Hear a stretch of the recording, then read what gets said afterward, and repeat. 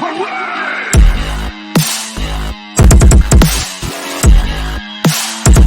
we have a problem.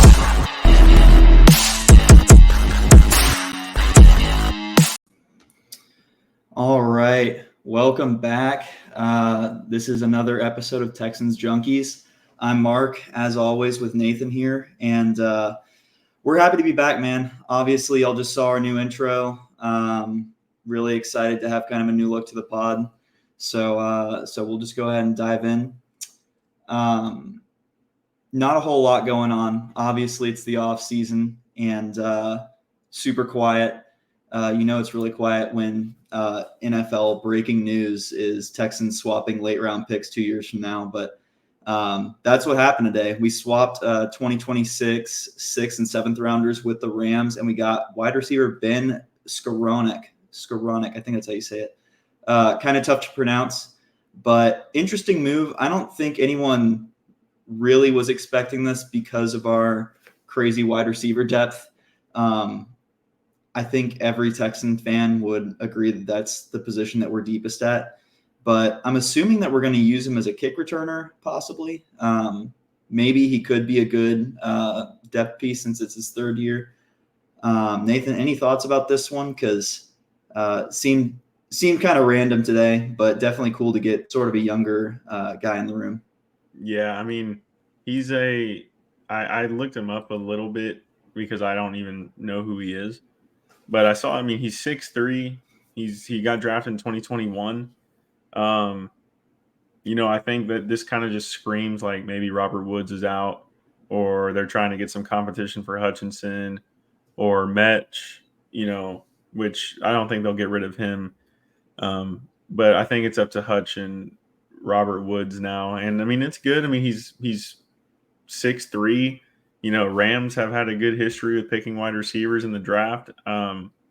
Maybe he just needs a shot to be a wide receiver 5 or, something like that. So I'm excited. I mean, it's obviously the capital you gave up isn't really much of anything. So, it is what it is. But I like it.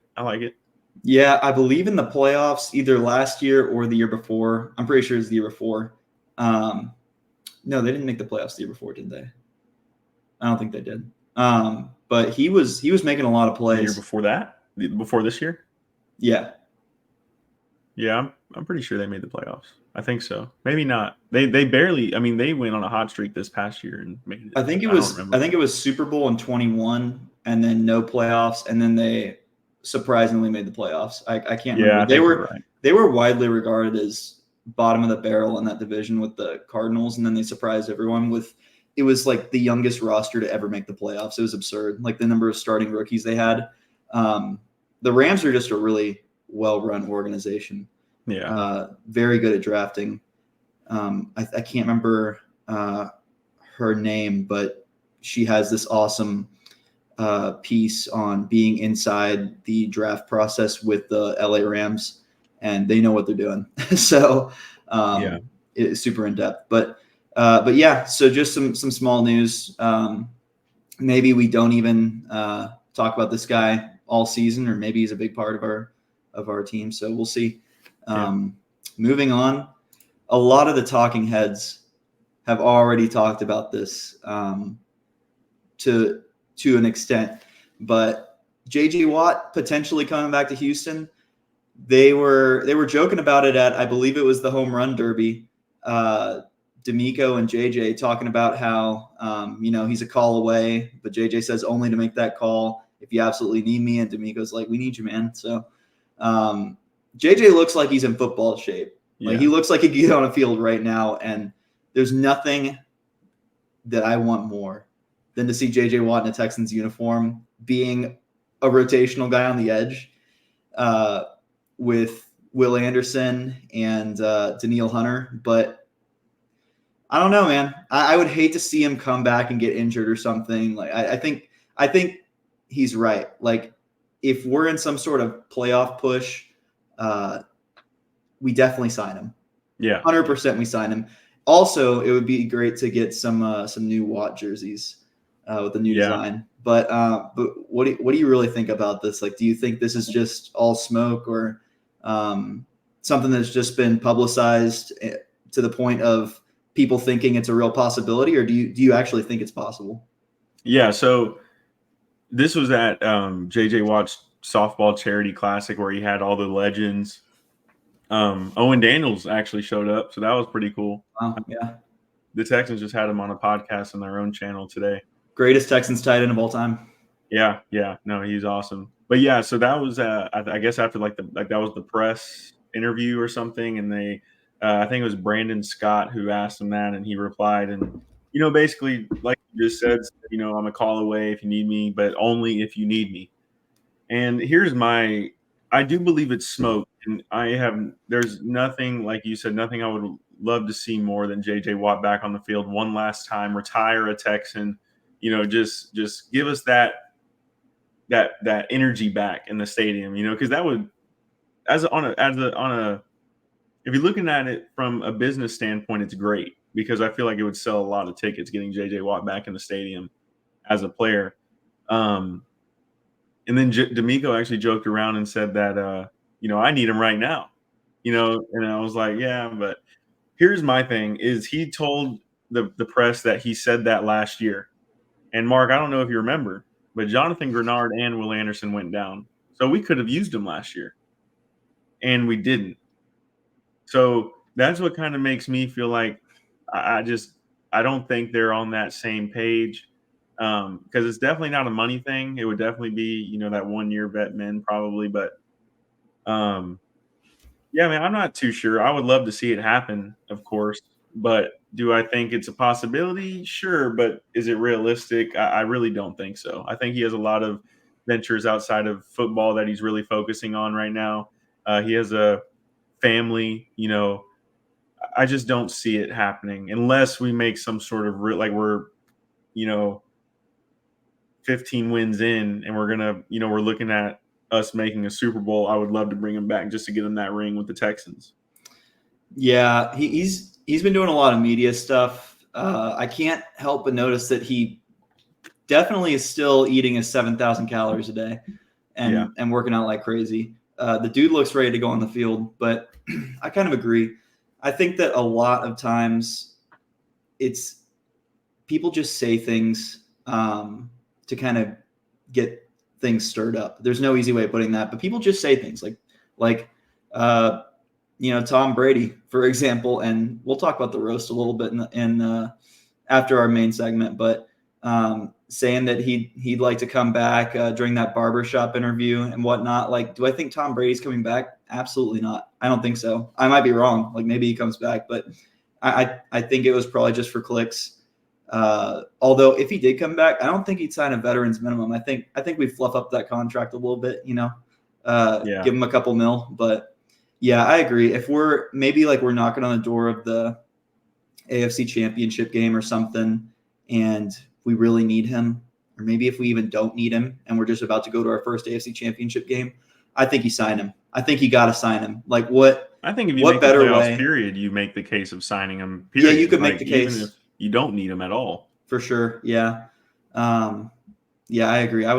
Nothing would make me happier than to see him come out of the Texans bull tunnel again and just like scream up at the sky and just do his signature hype. I don't even know what you call it, but the flag. The flag too. Oh, that was the best part, man, is when he'd back clean up in that long list of people running out of the tunnel, and he just, he'd get the energy going and the flames coming out of the bowl. That was the best. That was awesome, man. I would pay a lot of money to see that happen again. Yeah. But yeah, we just wanted to cover it because definitely a little bit newsworthy. I think it's been overhyped a little bit, but we'll see. Maybe this comes to fruition next year. That'd be pretty awesome. I hope so, man. I hope so. Yeah. Okay, so for our main segment today, we talk about Texans on this show. This is a Houston Texans podcast, but it's also an NFL podcast. And we kind of wanted to zoom out a bit and just look at the bigger picture because we love talking football. And there's nothing more relevant to us this upcoming season than the rest of the teams in the NFL and how they perform. So I went ahead and made a list of what divisions I think are going to be best and what divisions I think are going to be worst. I ranked them 1 through 8. And Nathan's going to share his thoughts as I go through these. Some potential hot takes here and there. I don't think anything's that crazy.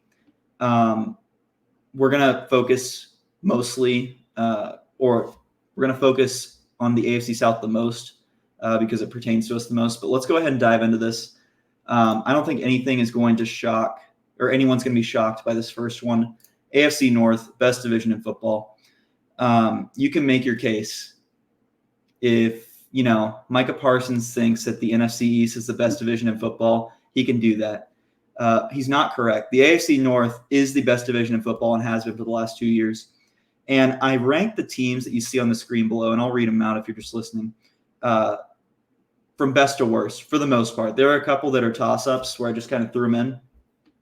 So this is my first hot take. I have Bengals, Ravens, Browns, Steelers. And I really think the Bengals are going to have a resurgent year.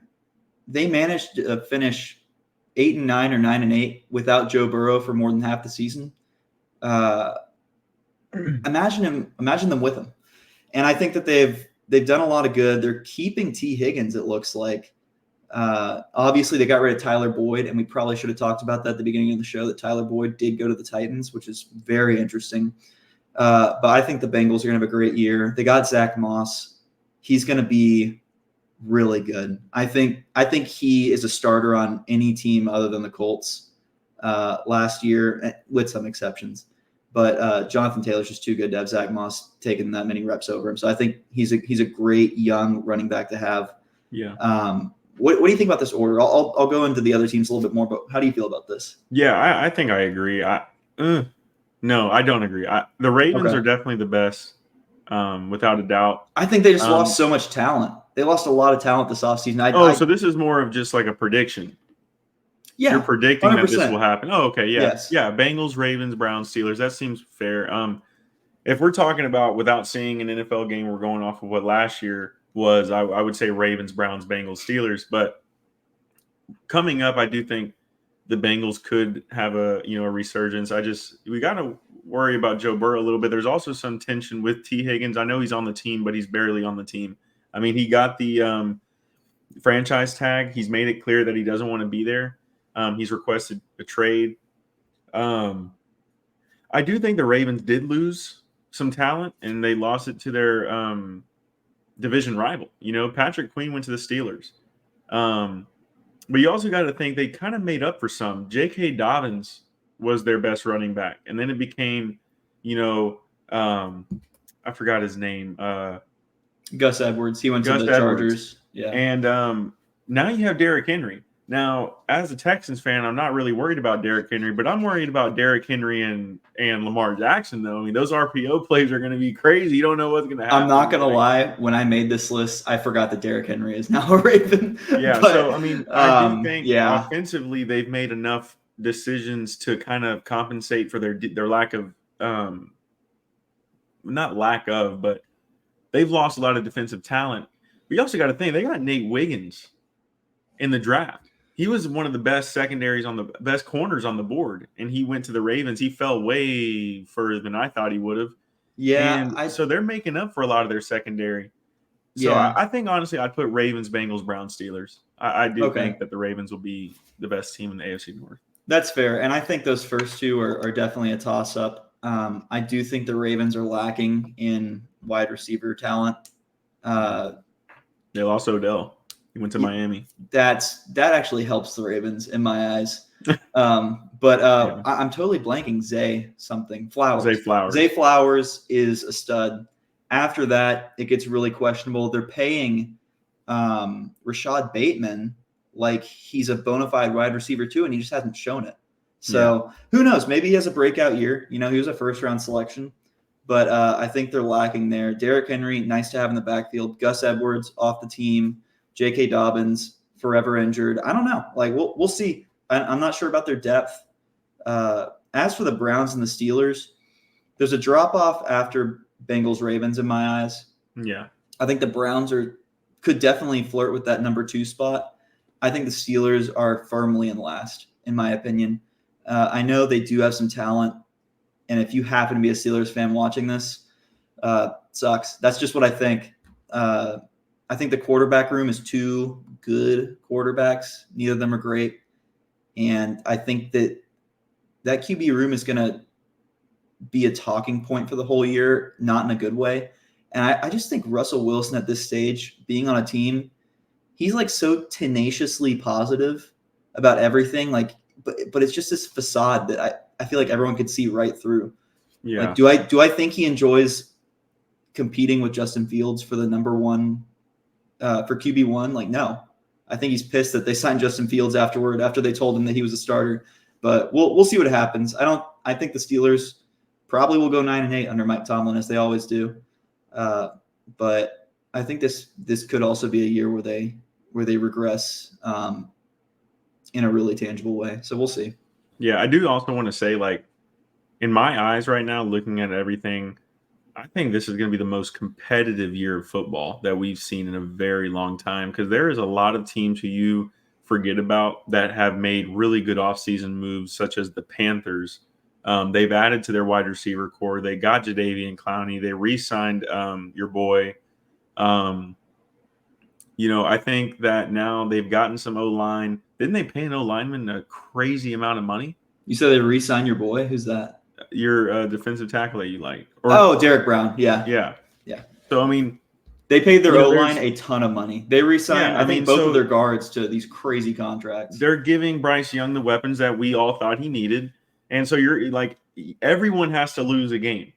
But, well, you know what I'm trying to say. There's more than likely going to be a loss. I think there was like one tie last year, wasn't there? Like, there's not very many ties all the time.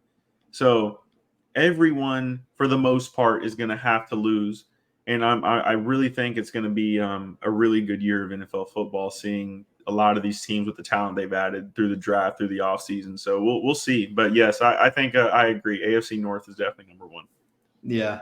And also, I know this isn't crazy relevant, but my dynasty team, I drafted Xavier Legette with my second-round pick. So I had the first overall from a trade I made last year. And then my other first-rounder got Marvin Harrison and Panthers' new starting running back, Jonathan Brooks. Yeah. So you drafted Legette with your first pick? No, he was my third pick in the second round. Oh, okay. Yeah. So we'll see. I think that's a solid ad. But yeah, they had some really good ads. We'll see what happens, and you might see a surprise later on where I ranked them in the NFC South, which is the flaming garbage dumpster of the NFL right now. So, all right, second division, in my opinion, NFC North. Both North divisions really are becoming really superpowers, in my opinion. There's one dud on this list, which is the Vikings. I don't think they're going to be very good next year, but that's just me. My order is Lions, Packers, Bears, Vikings. I have Lions first. I know a lot of people are seeing Jordan Love and the Packers ascend right now, and it's pretty cool to watch. Unless you're a division rival who's tired of the Packers being the best, in which case, sorry about that. But Lions, their biggest needs this offseason were corner, secondary in general, and I think they added, with their first and second round picks, they added Terry and Arnold and then another guy in the secondary. They patched that hole up, and I just think they're super talented. Goff is an above-average starter at quarterback, no doubt about it, and the fans love him, and I think he's a very confident player in Detroit. So I don't know. I think the Lions went either 12-5 or 13-4 last year, and I don't see them giving away first place in this division to the Packers. I think the Packers are going to be a really good team. I think the Bears are going to be an above 500 team this year. We'll see. I think they just have too much offensive talent to not be an above 500 team. But yeah, what do you think about this one? Yeah, so I don't think the Packers, if I had to put them in order, Lions are definitely first. I'm going to put the Bears second, only because there is look, at the end of the day, no matter how you feel, how I feel, you feel about Caleb Williams, they won the draft by far. They got a generational talent that every professional believes he's generational. He could be the next Patrick Mahomes, whatever the case may be. Not only that, they had the 9th pick and got Rome Odunze, who was one of the better receivers in the draft as well. The third best, according to the draft, because he went third.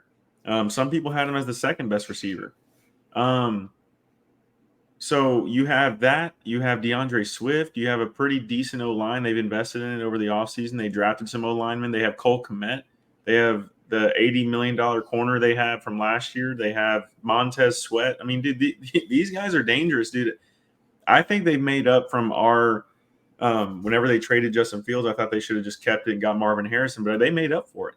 I mean, they made up for that mistake, in my opinion. But honestly, like, this could really work out. And they have, DJ Moore and Keenan Allen, by the way. Yeah. So it's unbelievable. Their receiving core. He's the best rookie. He's the best. This is the best team any rookie's ever had.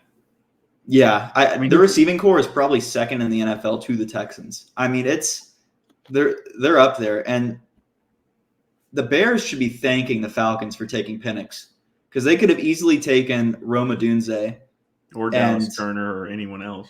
Yeah, but even if they take Dallas Turner, Bears are still taking Odunze. I just think the Falcons royally screwed up that draft. Bears fans are just praising the Falcons right now, probably thanking them before they go to bed every night, because what a great draft for them. I agree. They could definitely be better than the Packers. I saw Jordan Love last year, and with Josh Jacobs and their young receiving core, who all look great. Christian Watson was like wide receiver 4 on that team. And yeah, he regressed, but he was their number 1 receiver the year before that. So I don't know. I definitely like the fact that they got some playoff experience beating the Cowboys too last year. So we'll see what happens. And Packers and Bears. I don't agree with this division being second. Okay. I believe the AFC South is second, because if you look at all the teams, right? Colts,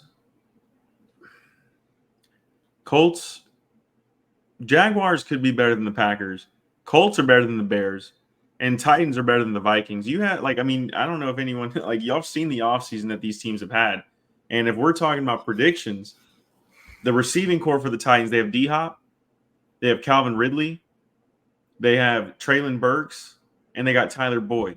They have Tony Pollard at running back. We have a Will Levis who we saw with Tyjae Spears. I think that's underrated. Tony Pollard and Tyjae Spears. Like, that's a great duo. And I agree. Their defense, that's where they got L'Jarius Sneed. They have a top 5 corner. People are forgetting this. The Texans added Stephon Diggs to the already great receiving core. We've added Azeez Al-Shaair, Danico Autry, Jeff Okudah, all those players. The Colts kind of re-signed their own, but their draft, they got the best defensive. They took off the first defensive player off the board.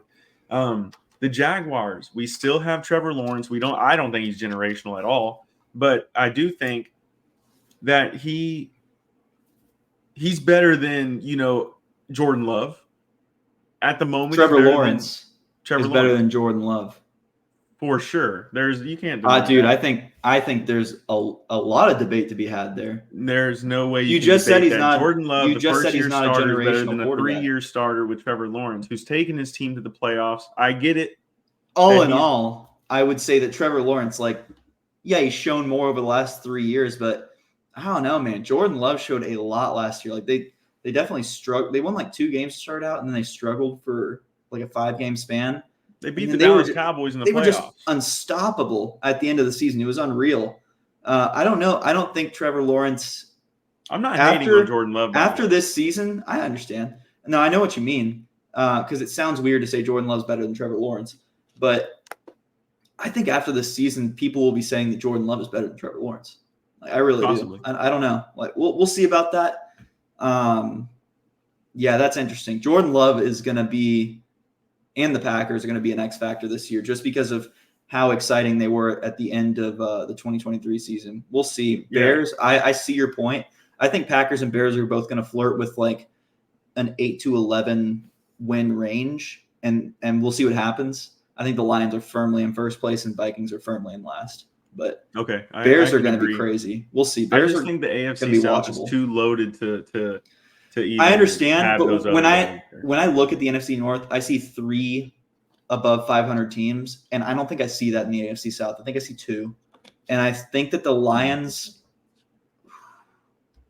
are better than the Texans. I don't think so. Actually, I don't know. That's tough. I don't know. I'm trying to take all the teams into account. I agree that the Titans are better than the Vikings. We'll see. Third, I don't have the AFC South, so you're probably going to disagree with this one too, which is cool. And then so I'm really going to state my opinion at that for ranking wise, because I do believe the AFC South is second behind the AFC North. Everything else we can kind of debate it and see what we think, but I do think AFC South is definitely second. Yeah, and I have them fourth. Spoiler alert! But just the very fact that before last season, everyone was saying the AFC South is the second worst division in football, and that was not debated. That's pretty crazy that now we have them as one of the best. So yeah, really exciting and a little worrisome. Number 3, I have the NFC West, and this one and the AFC South were sort of like toss-ups to me.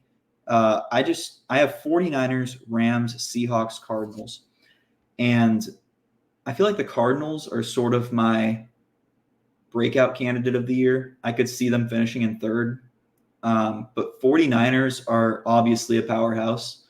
Excellent football team, went to the Super Bowl last year. They just have amazing offensive weapons. Rams, I just think they're so well run. Made the playoffs last year. I think they were a 10 or 11 win team. Matthew Stafford still has it. He's still a great quarterback.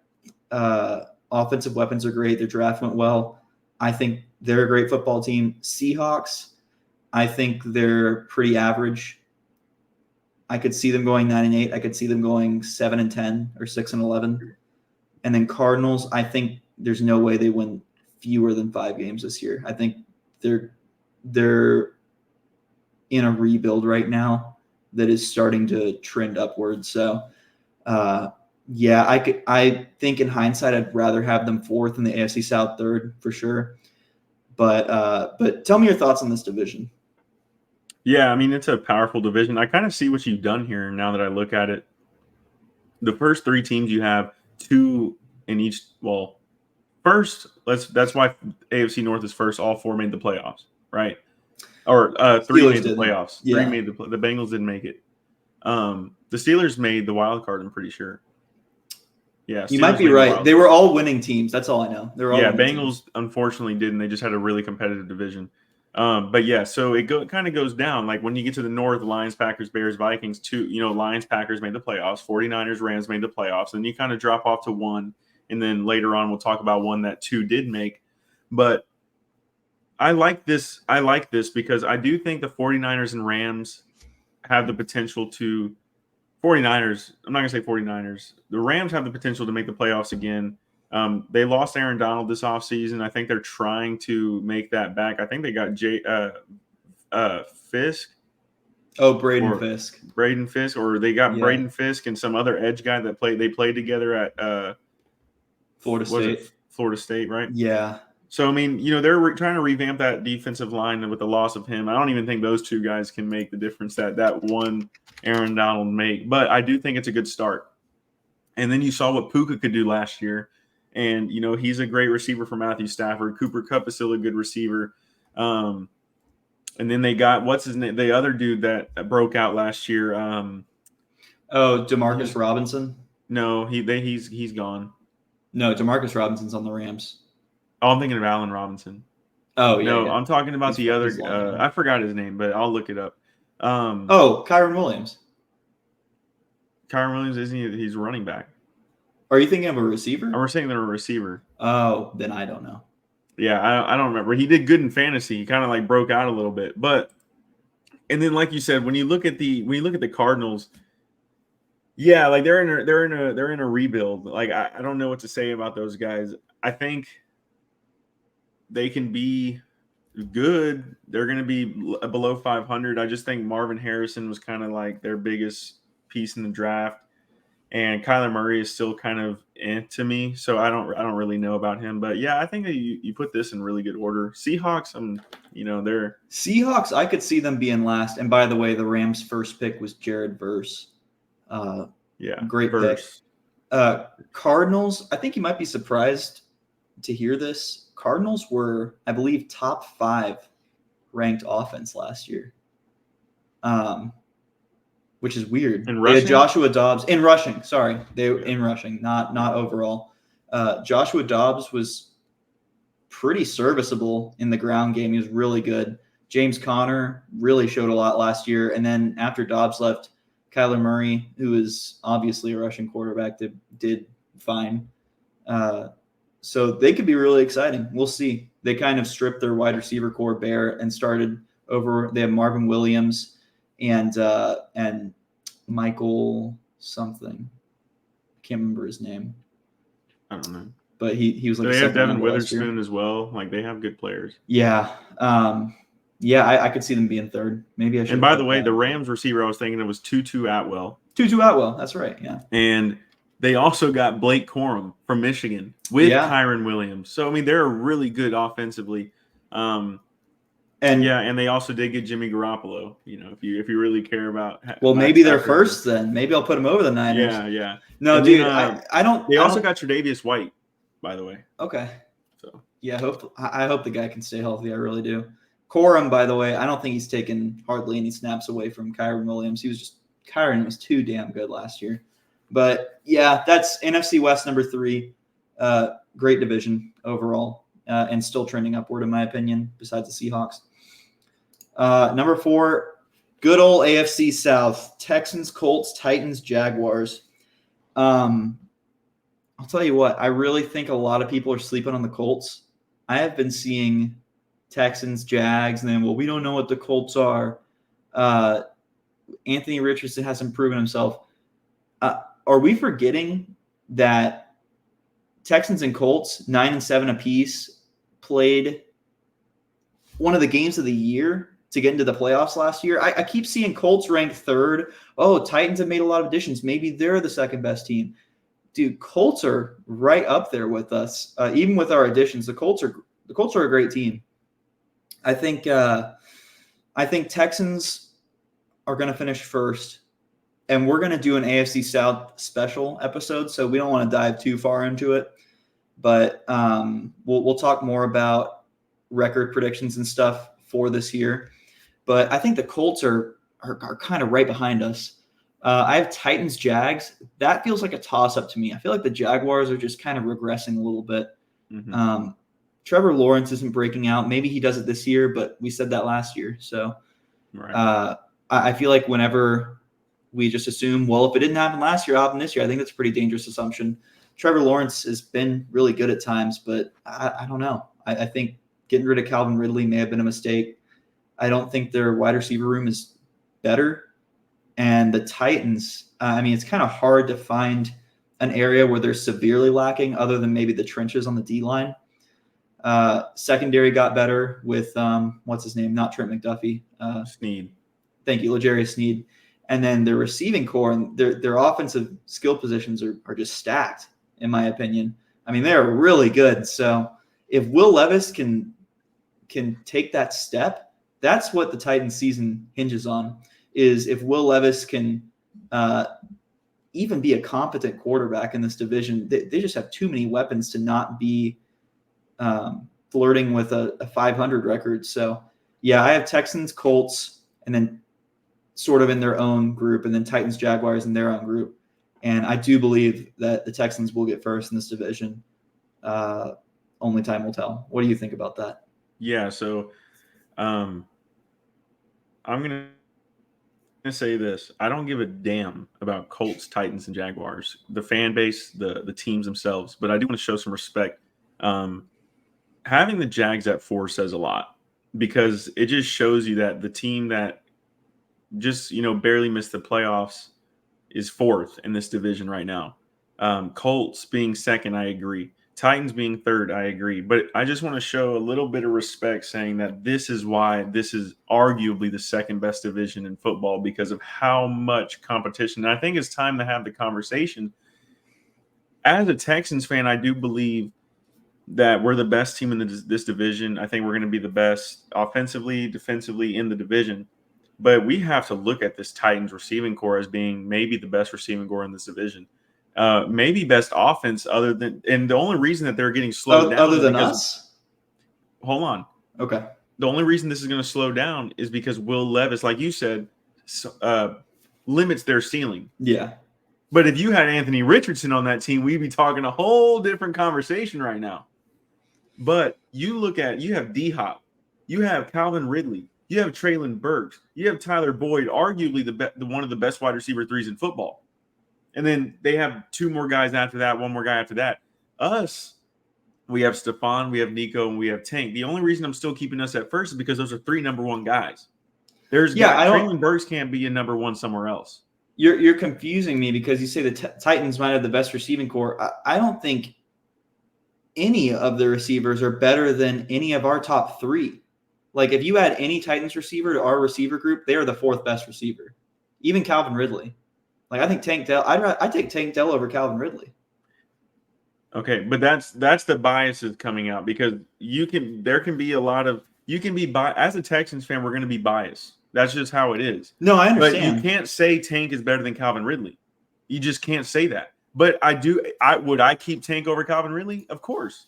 Of course I'll take him over Calvin Ridley. But what I'm saying is that you can't look past the fact that they have DeAndre Hopkins, who's still a number 1 receiver in the NFL. Calvin Ridley has proven himself. He has down games. He sure does. Just like Nico had down games prior to this year and this year. You have Traylon Burks, who has been very, very productive for them. And Tyler Boyd has been productive for Cincinnati. And by the way, shout out to Tyler Boyd. The only reason we're in the playoffs, you can say it from 2 different moments. He dropped the ball in the end zone, and Dalton Schultz caught the ball. You know what I mean? So, but I think it is, it's a valid point to say that the Titans and Texans receiving core can be, we can compare the two in our division because they have a good core. We can After compare our 3, them. who do we have? We can compare them, but I'm still going to push back on that Calvin Ridley thing because I just looked up Calvin Ridley's stats for last season. He was super hot and cold, by the way, game by game, boom or bust, which is fine because when he booms, he was great. He had barely over 1,000 yards and 8 touchdowns. And I think Tank in a half season had 805 touchdowns. So 805 I just think yards. Tank 800 yards and 5 touchdowns, something like that. Or was it 600? I can't remember. But I just think Tank is just so explosive. Like, he's that kind of guy who one play and the game is completely different. And I know when the Jags, you're right. I was just about to say when the Jags played us, Calvin Ridley had an 80-yard touchdown to either start a half or cap one off. But I don't know. I think that's. I just want to say that we should show some. I think there should be a conversation, but I definitely would take our 3 over theirs. I'm not saying I wouldn't. I'm just saying that it's a conversation. It's a debate. We have to start looking at the Titans and saying maybe our receiving core and their receiving core is very similar with the talent on the roster is what I'm trying. You know what I'm getting Sure. At. Yeah. And I think there's an argument to be made that their running back group is better than ours. I think that probably is better than ours. Yeah. I think, Pollard and Spears. Tyjae Spears. Yeah. Are a great duo. I better still put the Colts ahead of them. Damian Pierce at the moment. Yeah. I think the Colts are just a more balanced team than the Titans. Like, their trenches are really good. They still have Jonathan Taylor, Anthony Richardson. I'm pretty nervous about him. He's going to be really good, I think. So, and also, not to mention, they have one of the best kickers in the league, Matt Gay. Very good kicker. Yeah. So, we'll see what happens. Jaguars, yeah, dude, this division's going to be a dogfight like we've been saying. So we'll go ahead and move to the next one. But AFC South, number 4, pretty exciting since we were consensus bottom 2 for the last couple of years. Number 5, I have the AFC East. So that's Bills, Jets, Dolphins, Patriots. Mm-hmm. Bills lost a lot of pieces, but when I look at their roster, they actually look like a pretty complete team still. And I still have them above the Jets and the Dolphins because I just think that they're a different caliber. Perennial playoff team. Josh Allen's the best quarterback in that division. If Aaron Rodgers can stay healthy, yeah, I know. If Aaron Rodgers can stay healthy, then I have the Jets at number 2. If not, they probably drop to 3. And then I have Dolphins at 3 just because I kind of think that they're going in the wrong direction or maybe just kind of running in place right now. Patriots firmly at number 4. How do you feel about that? Because I know you gave a look when I said Josh Allen's the best quarterback in that division.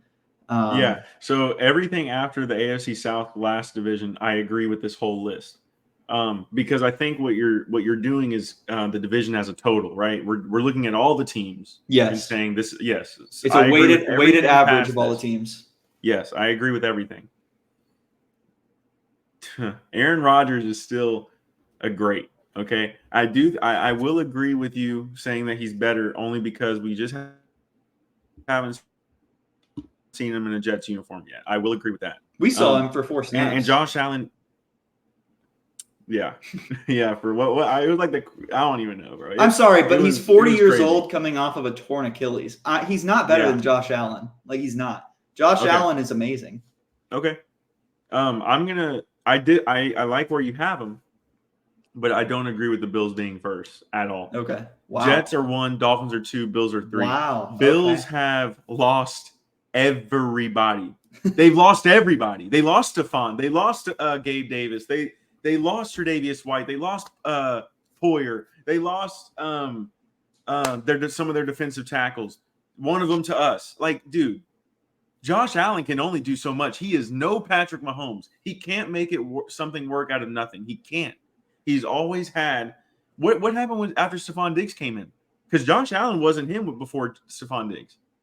That's not quite true. They were definitely emerging before Stephon, because Stephon came in 2020, 2021. One of those years. We used to make fun of Josh Allen.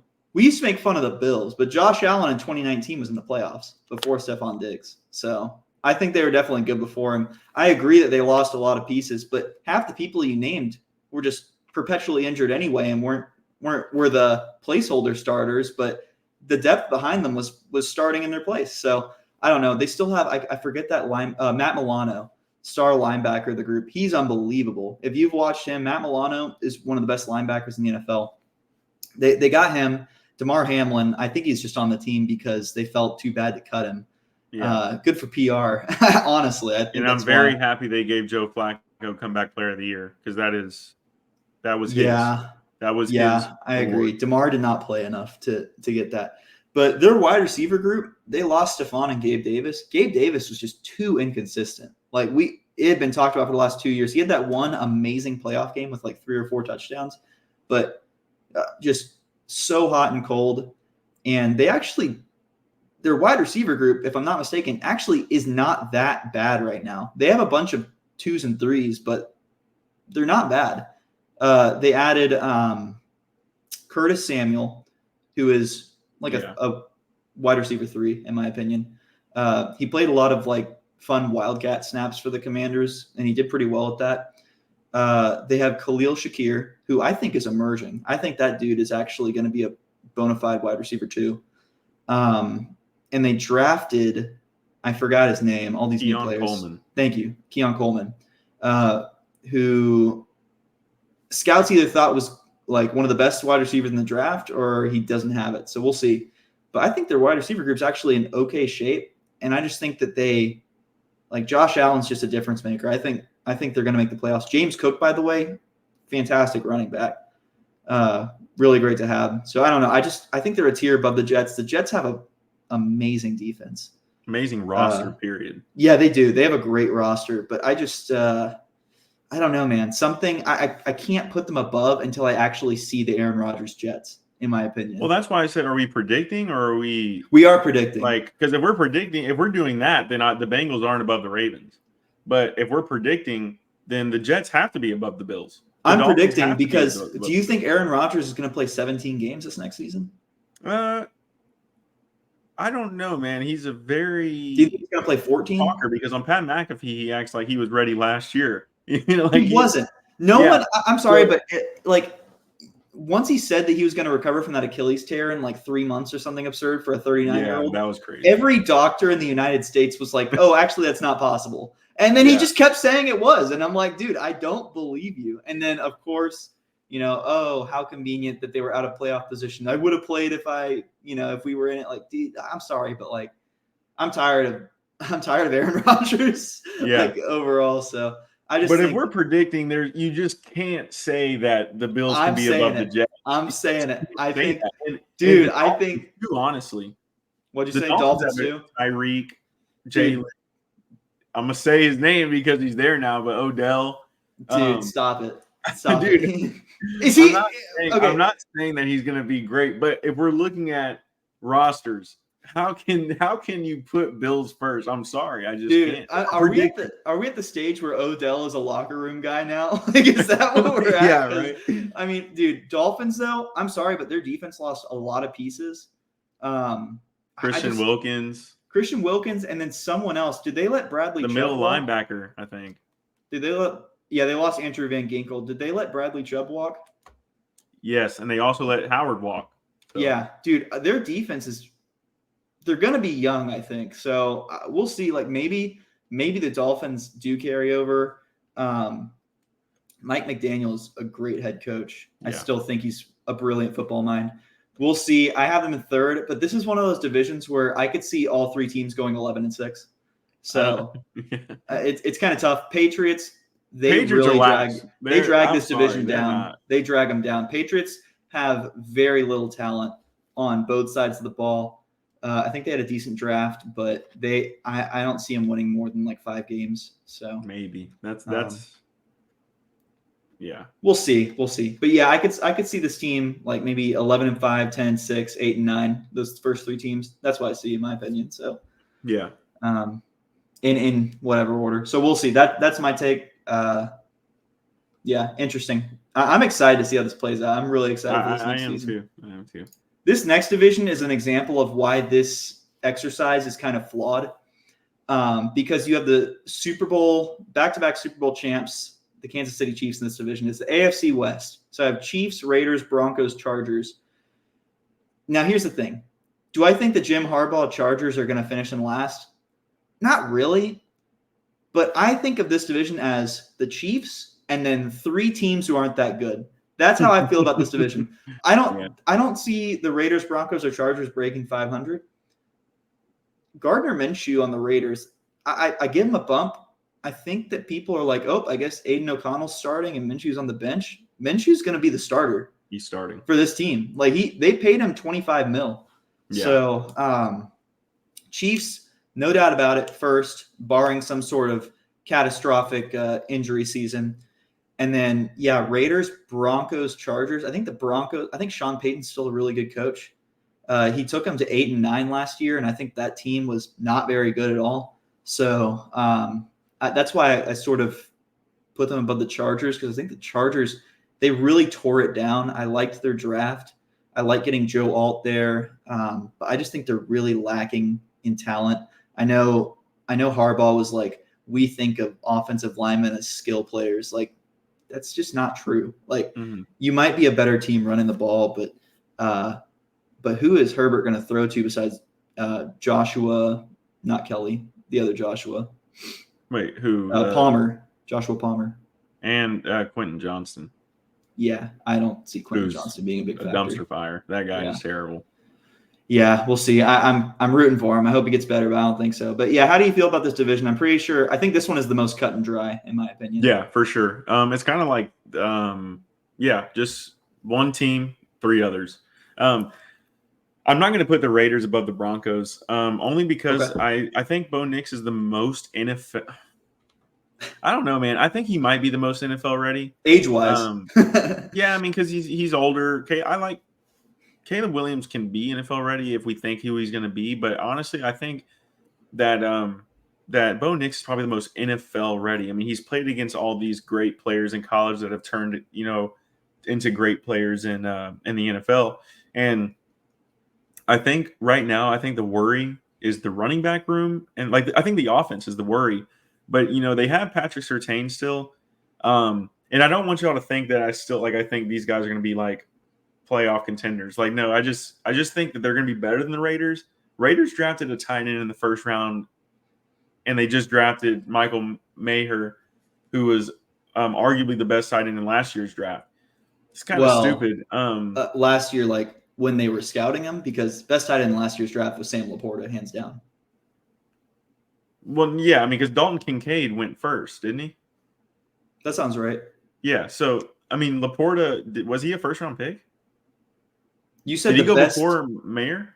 No, I think Laporta was second round, but you said best tight end in last year's draft was Michael Mayer. Yeah. Oh, yeah. Scouting. I'm sorry. Okay. You're Okay. right. Cool. Yeah. So when they drafted him, he was regarded as the second best tight end in last year's draft. I'm sorry, that's true. Because Gotcha. Sam Laporta is the best tight Oh end my for gosh, sure, dude. without a doubt. You should see the trade package I tried to put together to get him. They still said no. Oh, yeah, In fantasy yeah. football, unbelievable.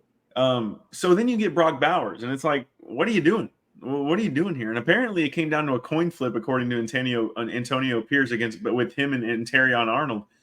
They should have 100% gotten Arnold. I don't know why you go out and say need that. Brock Bowers for? Why is Antonio Pierce going out and telling people that they flipped a coin to decide? You saw that, right? Did you see that? I didn't see that, but that just seems like a terrible idea to tell the press. He told Arnold that, and then he was like, "We tried to trade up to get you," but I'm like, that's the problem. That's the problem, because honestly, it would have been cheaper to trade up to get Brock Bowers than it would have been to Terrion Arnold, because I don't see another team getting Brock Bowers after that.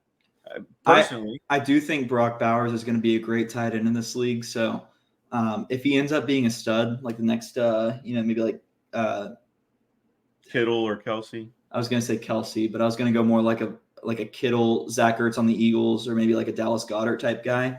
Then probably a good pick. Goedert regressed last year, but yeah, I think you take Terrion Arnold there. I don't know how you do that, especially Antonio Pierce is a defensive coach. That really surprised me. And then the Chargers, it's like they're rebuilding. They're in a position where they're trying to build from the ground up. That's why they got Joe Alt. They're trying to build the trenches, and then they're going to build the receivers. Then they're going to build the running back room, which, they're last. They're last in my opinion. I think Broncos Raiders is a coin flip, kind of like what we've done with the other teams, but the Chiefs are 100% in first until they prove us otherwise. So, I agree with the spot here. Yeah, and I one more note on the AFC West. I feel like a lot of the media is giving the Chargers the Harbaugh bump.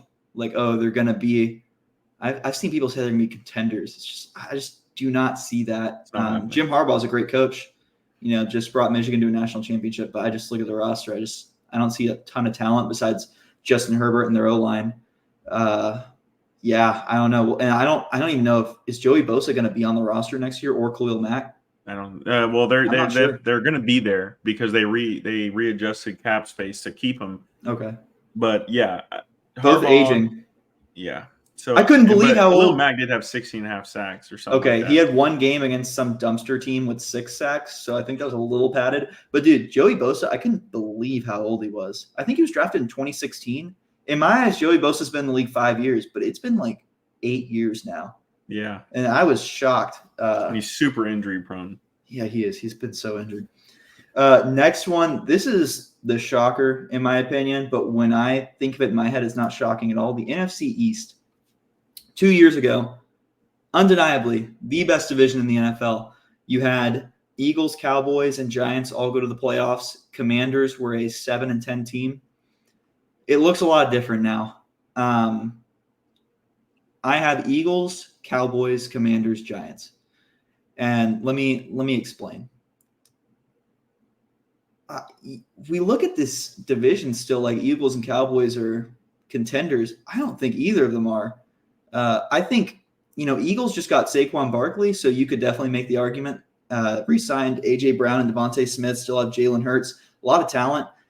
But I feel like we all forgot about the epic collapse that was the Philadelphia Eagles last year. Yeah. I mean, they lost 5 or 6 in a row at the end of the season and then limped into the playoffs, and the Buccaneers smoked them. The Buccaneers with Baker Mayfield. Everyone's just like, oh, Howie Roseman's done it again. The Eagles, it's like, are we just like going to forget that Nick Sirianni was on the hot seat at the end of the year? Like, I was half expecting, was it Black Monday, Black Sunday? I can't remember the day where coaches get fired to come around. And Sirianni was out because he seemed really unpopular. A.J. Brown was throwing fits every single week when they lost, and it just seemed like they were collapsing. And now all of a sudden it's sunshine and rainbows with them. I think the Eagles, there's something else going on. I don't know. I still have them in first just because I think this is the year where record-wise the Cowboys regress. I think they didn't do enough this offseason. Who are they going to trot out at running back? Ezekiel Elliott? I mean, what a joke that was this offseason. I have the Commanders in third. I really like what they're doing. I like the direction they're going in, but having them in third is more because I don't believe in the Giants at all, and I have them in last. I think I just think it's unbelievable, and I've said this for the last 2 years, that they are still saying Daniel Jones is our week 1 starter. Like, I just can't believe it at this point. I feel like the Giants are living in denial. They signed Devin Singletary, gave him $10 million guaranteed. Love Devin Singletary. You're patching a massive hole in the boat left behind by the running back that was the only reason why you won games last year with Devin Singletary. Yeah. Daniel Jones, is he going to be the same after the neck injury? You got Malik Neighbors. I like the ad. I like the draft pick. I do not believe in this team. They did get really good pieces on the D-line. Their D-line is their strongest part of the team. For sure. They got linebacker from the Panthers. Can't remember his name. Burns. Yeah, 2 of them, though. They got Brian Burns and someone else. Oh, yeah.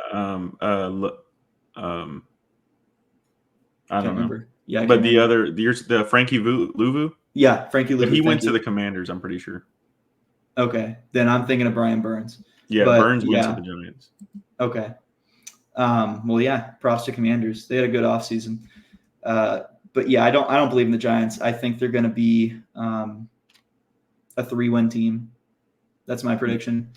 And I see the Eagles and Cowboys both being a hair above 500. I can see the Cowboys going 9-8 this year, and everyone's gone. That's what I think is going to happen. So this one we're going to get into because I'm really excited to talk about this division. Number 1 is obviously the Eagles. They killed their draft, by the way. Absolutely killed it. I don't care. Howie Roseman is a great GM, and he showed why he's a great GM this year. Yes. You get Cooper DeJean, who was arguably a top 24 pick in the NFL draft, and they got him at like 35. Second round. You know what I mean? And then you get the best corner in the draft in Quinyon Mitchell, and then you add Saquon Barkley, and then you re-sign your 2 best receivers. You still have Goddard. You lost Kelsey, but they drafted O-lineman. Obviously that's going to be a big hole, but not that big. I mean, it's not just Kelsey on the O-line that was making differences on the edge or, interior offensive lineman. He's a great center, but let's be honest. You can find a good center and build them up if you have the same O-line coaches that have helped build Lane Johnson and Kelsey throughout their careers. Now, I think their secondary is the best in the league now with this draft. I mean, this draft absolutely just solidified that spot. And they have C.J. Gardner-Johnson that they got back from the Lions. I think he's a little overhyped. I think he's pretty average to above average. But. Yeah, but he's better than most. I mean, you couldn't have worse options, So the Eagles are first, and now we're going to move on to the Cowboys. I 100% real quick, agree. one more thing. Eagles lost DeAndre Swift. Obviously, they gained Saquon. Right. Behind Saquon, they have Kenneth Gainwell, who has shown flashes, and then they drafted Will Shipley. So if Saquon goes down, we'll see. I mean, Will Shipley is a highly regarded running back in this draft. True, so but he's a rookie, and every rookie, in my opinion, is a dart throw. So we'll see about their O-line too. I believe it was both Kelsey and someone else who retired. It wasn't Landon Dickerson. It was someone else. No, Dickerson got re-signed. But I know another. No. It was on the other side of the ball. It was D-lineman? Brandon Graham. Cox. Fletcher Cox. Yeah, Brandon Graham. But then you right behind him is Jalen Carter. So it's like, but can Jalen Carter stay for all 3 snaps of the ball? No. We'll see. But okay, so I'm gonna let my biases go against the Cowboys. My whole family they're Cowboys fans, and I absolutely hate the Cowboys. Can't wait. But I want to say I do. I'm going to put the Cowboys here at 2. But what I think is going to happen is the Commanders is going to be 2. The Commanders have added so much talent to their roster, man. Like, I don't think people look. I'm gonna tell you a little bit of this roster. And by the way, the Cowboys just didn't do enough to make me say okay, they're going to be the same team they were last year, because they're not. They've lost players. They lost players to the Commanders. Actually, they lost They their starting. re-signed Eric Kendricks. I don't know if you heard. So pretty sure they're set. Eric Kendricks, and then you get Ezekiel Elliott. Dude, you got the running back of the future, I guess. there were I don't there know. were some amazing jersey swaps for Ezekiel Elliott on social media. Amazing photoshopping, y'all. He looks like he was a Cowboy. I mean, it's unreal. Yeah, I know. So let's just go through it. First of all, their draft was amazing. You have Jaden Daniels at quarterback. Okay, this is number one. Jaden Daniels could have been argued as the best quarterback in the draft up until we got word that he was going to be, Caleb Williams was solidified. There was talk before Caleb Williams was like, okay, he's for sure going one. Jaden Daniels also won the Heisman. So then you have Austin Eckler. I don't know what you feel about Eckler. I don't think he's great anymore, but he just had a bad year last year. I like him with Brian Robinson. Really like that duo. Yeah, so then you have him and Brian Robinson. Then you go to your receiving core. You have Terry McLaurin, Jahan Dotson, and Luke McCaffrey, who they just drafted this year, Christian McCaffrey's brother. You have Ben Sinnott, who is one of the – he went before – I believe he went before what's his name? The one that we got, Stover, Cade Stover. Oh, yeah. And then you have Zach Ertz. I mean, hold on. Let's say Zach – let's calm that down. Ben Sinnott will probably be starting over Zach Ertz soon. I'm going to pencil in Zach Ertz for 10 games played and 150 yards. Yeah. So then you have Brandon Coleman, Nick Algretti, Tyler B. I don't even know how to say his last name, but he came from the Cowboys. And then on defense, you have Dante Fowler. You have Jerzon Newton, by the way, who I wanted really bad. I wanted him real bad. Deron Payne, Jonathan Allen, Dorrance Armstrong, who came from the Cowboys, Frankie Louvu, Bobby Wagner. I forgot they got Bobby Wagner. Jamin Davis, Emmanuel Forbes, who really hasn't shown much. People thought he was going to be really good, and I just don't think he's been that great. Jeremy Chin, Percy Butler, and Benjamin St. Just. Okay. That roster right there is all new for the most part. There is a lot of new names on that roster. The Cowboys, go look at their roster. They've only lost players. That's it. They've only lost. Their draft was actually kind of nice. They got BB from K-State, was it? And then they got Tyler Guyton.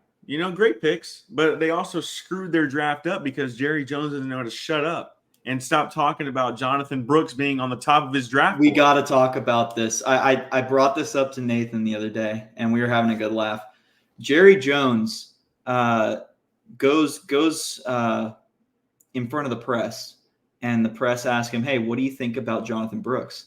And Jerry Jones is like, "It's the best phone call I've ever had." This is midway through the first round, by the way, or toward the end of the first round. It might be second round coming up. Best phone call I've ever had. What an amazing young man. He's so high on our board. We're so excited about this guy. And Mike McCarthy looks like he wants to kill himself. He's just so embarrassed that Jerry Jones is giving away their draft board. And another exec steps in and tells Jerry, "Why don't you just give him our whole draft board?" And then they don't even get the guy. The Panthers trade up and get him before him. The Panthers traded up to steal him from him. And I think that's Jerry's age showing, quite honestly. Just could not shut up about it. Yeah. But a pretty embarrassing gaffe, in my opinion. And that's not just coming from a Texans fan. When your owner / GM is just gushing about someone on a hot mic and you don't even get the guy who you say was the best phone call you've ever had, I mean, what are you doing? Like, what are you doing? So it doesn't make any sense. Yeah. Yeah. Eagles, Cowboys, Commanders, Giants. I think I'm liking that list. Any more thoughts? Yeah.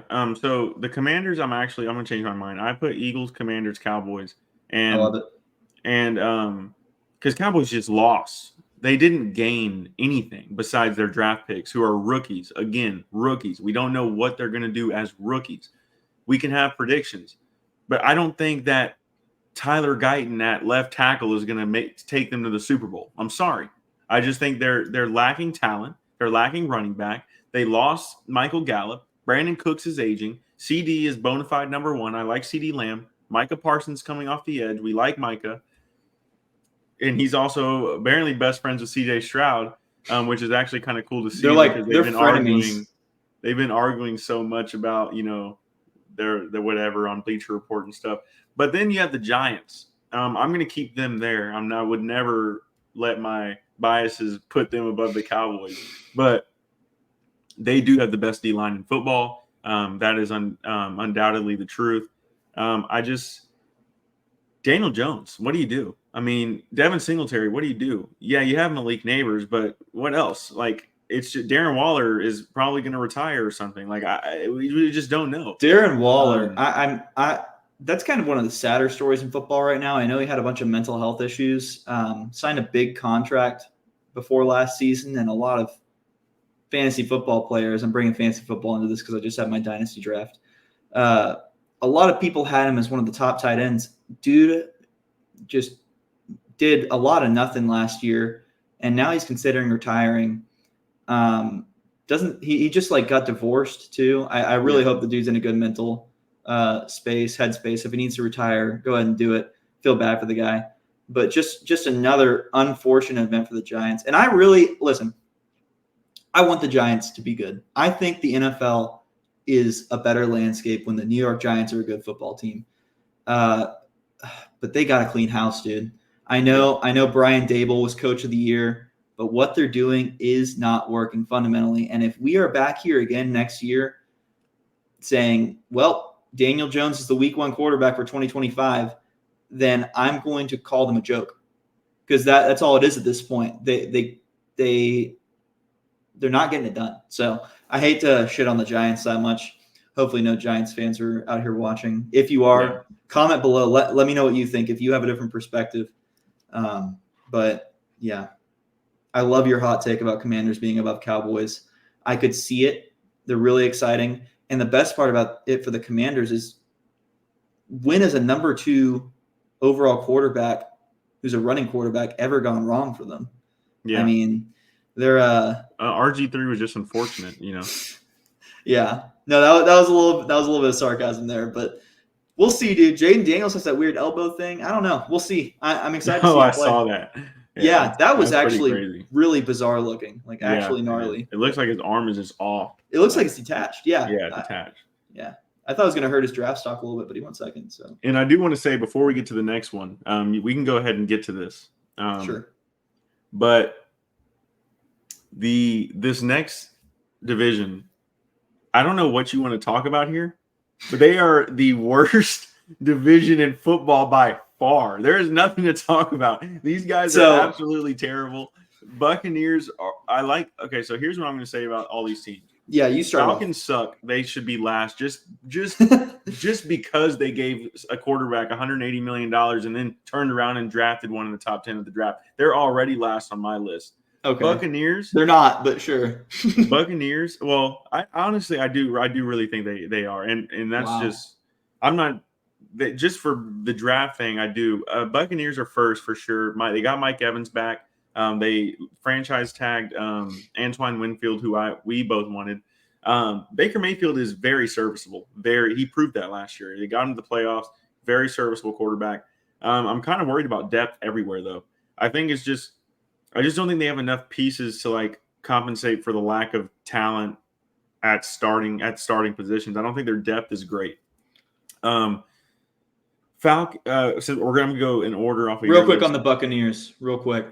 I'm no longer going to say, well, Mike Evans is a year older, because the dude just gets it done. Yeah. Rashad White broke out last year. That was kind of a little under the radar. What a great year. I really thought he was going to flame out. He was averaging less than 3 yards a carry the year before or something. And are you still happy would you have taken Mike Evans or Stephon Diggs?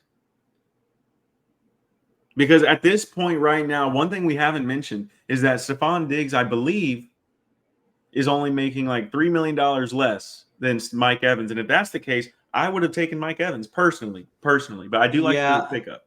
I can't remember. I'd have to look at the contracts to see the guaranteed money. Mike Evans was 2-year, $52 million, I think. God. I think I'd rather take Stephon just because of the 1 year deal. Because I think And I do think, even though I just said I'm going to stop saying Mike Evans is a year older, I think age does factor into it a little bit. I think Stephon's got a little more in the tank. Okay. But Mike Evans, dude, that dude's a Hall of he's a Famer. beast. A lot of respect. Galveston raised, wish the best for him. I'm really excited about Stephon. Locker room presence, give the edge to Mike Evans. Consistency, Mike Evans. Potential and playmaking ability, Stephon Diggs. So, Okay. and I like the contract situation more. If it doesn't work, we can cut ties after this year. If it does work, awesome. Let's win a Super Bowl. But yeah. yeah. And then we're going to go to in my opinion, the second best team. I'm going to put the Saints there. Okay. I do think they have a lot of salary cap issues, but to put them over the Falcons is a little ridiculous. The Falcons, actually, I just thought about this. Kirk Cousins is going to be the starter. And real quick, just for anyone listening, the order that we have on the screen is Buccaneers, Falcons, Panthers, and then Saints. Yeah. I'm going to give, you know what? Let's just keep it the way it is. I do believe the Falcons are going to be last in some sort of way. I'm really upset with their draft. The Falcons might be better than the Panthers and Saints. They have Kirk Cousins. They still have Bijan. Drake London's a good talent. They do still have what's his name in the secondary, AJ Terrell. So they have good pieces on their team. I just don't think there's enough to beat out the Bucs. And that's about it for the Falcons for me. The Panthers, they have Xavier Legette.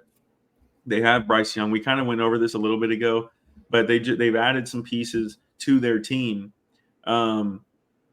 that makes Bryce Young's job easier. And not saying it's easy, but it is easier than it was last year. Last year was a dumpster fire. They were selling tickets for like 50 cents. Like, it was crazy. So when it comes to the Panthers, I like what they've done in the offseason. I will give them that. And we'll just keep the same order. Saints, I'll keep your order. I do think it might be flipped between the Falcons and Saints. But the Saints, they have a lot of salary cap issues. They overpaid an aging Derek Carr a lot of money. They kind of made the same mistake that the Broncos did with Russ. They had 2 years with him, and instead they were like, let's just give him a lot of money and see what he does. Obviously, they're regretting that now, eating over $80 million in cap space or in dead cap. But then they picked up Chase Young. They still have Chris Olave. Alvin Kamara is kind of like, he's aging. Here's the thing about the Saints. Why I have them last is I don't think they improved their roster this offseason. Chris Olave, fantastic wide receiver. Alvin Kamara, getting older. His rushing has been a lot less efficient. Derek Carr, the ultimate stat padding quarterback, in my opinion, even more so than Dak. I mean, I don't know how he keeps signing these contracts. He can't get it done when it matters most. And I think that my prediction for this year, which doesn't really matter, but my prediction this year is that the Saints are going to start out. They're going to be underwhelming. They're going to be sitting at 3-5. And then all the fans are going to be demanding that they put Spencer Rattler in, who was honestly, I like the draft pick. He got a lot of flack for having that reality TV show in high school where he came off as a pompous ass, but good draft pick. I think he will play games this year for the Saints. I just think that like their roster is just too thin and their cap space is so messed up. I just don't see them being relevant this year. Saints fans were really frustrated with them last year, just being such an underwhelming team. I have Buccaneers first. I think they're going to do another 9-8, 10-7 type of deal where maybe even 11-6, actually, just based on the strength of this division. A lot of people have the Falcons inked in first place. I don't think the Buccaneers are going to let them go that easy, but I do have the Falcons in second. A lot of talent on the offensive side of the ball. Defense leaves more to be desired. Panthers, I like what they've done this offseason. They've done the most with what they've got, like getting Xavier Legette. They needed a wide receiver. They signed Deontay Johnson. All good moves. Got the best running back in the draft. Saints, I just don't believe in them at all. It's sort of the same, not the same situation, but I believe in them the same amount that I believe in the Giants, which is not at all. Okay. I can see that. And by the way, the Falcons, I forgot the best safety. He might be the best safety in the league, Jesse Bates. We forgot about him. So, They the got Falcons talent. have good. They have good tools. Panthers definitely built their roster to the best they could with a sorry owner like they have. Not a lot of people wanted to go. And by the way, I know me and Mark talked about it a little bit, but they had to overpay because people don't want to go to Carolina. They don't. And you have to overpay players. They gave an offensive tackle like what, $100 million or something like that, like $100 million deal. Yeah, Like, some guard that I hadn't heard what of. are you doing? Like Landon Dickerson, he got what, 80 million, and he's a sure guard in this league. I don't even remember who they gave that money I think to. it was. I don't know I if think he's his worth name 100 was. million. His name was Robert Hunt, if I'm not mistaken. I'm thinking off the top of my head, but that sounds right. The difference is, I think Landon Dickerson was like, I want to say like 3 years, 75 million. No, like 4 year. I can't remember. But Robert Hunt was locked in for like 5 years. So if they see him as the guy, cool. Maybe 4 years. I can't remember. But if you're gonna overpay anyone, overpay your O-line, I suppose. Right. Or your quarterback. But yeah, so they gave him a 5-year, we'll $100 million deal. Robert Hunt. He's 27. Cool. Like, that's a they perfect wanted to age do to get that. that deal. So Yeah. So I just think they did have to overpay, Yes. definitely, to get people to come in. They gave Clowney a good deal too. So I mean, we'll see how they can perform. They have a better team they did last year, and that's for damn sure. So as a 100%. Panthers fan, you could be excited this year because at least they're not like the Cowboys where you have nothing to look forward to. Yeah, it's just David Tepper, their owner. Just he's the worst, dude. I remember last year he threw that drink in that fan's face or something like that. It's crazy. I mean, dude, just this dude, unprofessional. Like every single headline that happens in the NFL about Tepper, it's just like you can tell that this dude's somehow he's insecure for being a billionaire, and he has to respond when he hears criticism. And if you would just let it go and stay out of the press, none of this would be an issue. But it's sad. So yeah. Well, to wrap this up, I do believe that this will be the most competitive year in football we've seen in a long time. I'm really struggling to see who the last, I'm really struggling to know who the last team is going to be, who's going to be the worst. I'd probably have to give it to the Panthers only because I don't know. You know what I mean? Like, I think it's just a lot of new, and you I've just got don't news know how for they're you. gonna. I've got news for you. It's going to be the Giants. I've got news for you. It's going to be the Giants. Can you see Daniel Jones and Devin Singletary getting 6 wins? I can't see it. I don't see any scenario where that happens.